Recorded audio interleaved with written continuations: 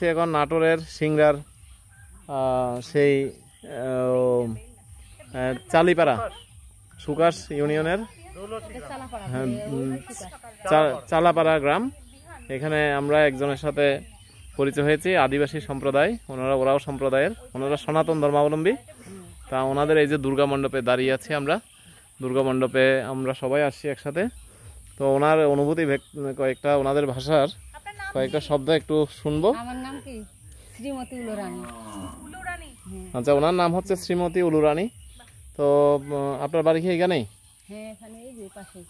আচ্ছা আচ্ছা আচ্ছা, উনি চমৎকার, ওনার রাজহাঁস নিয়ে এখানে, চলে গেছে, হ্যাঁ রাজহাঁস হচ্ছে চলে গেছে। তো ওনার কয়েকটা শব্দ এই কথা শুনি যে আপনি কেমন আছেন, এটা আপনাদের ভাষায় কি হবে, আপনি কেমন আছেন? খালি তো বাংলা ভাষায় আসতেছে।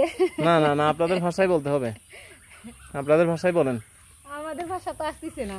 না না, কেন আসবে না, আপনাদের ভাষায় একটা আছে না, আমি যেমন বললাম অনেক কেন আছেন, আপনি কেমন আছেন এটা বললাম অনেক কেন আছেন, আপনি কি বলবেন এটাকে?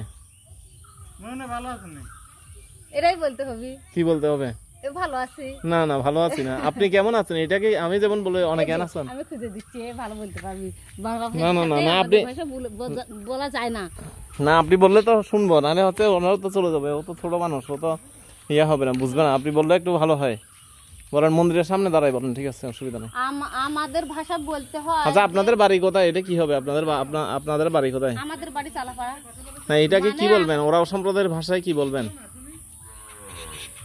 বলতে পারতেছি না। না না, পারবেন চেষ্টা করেন। এরকম লাগতেছে। না না, বলেন না, সমস্যা কি, আমি বললাম না।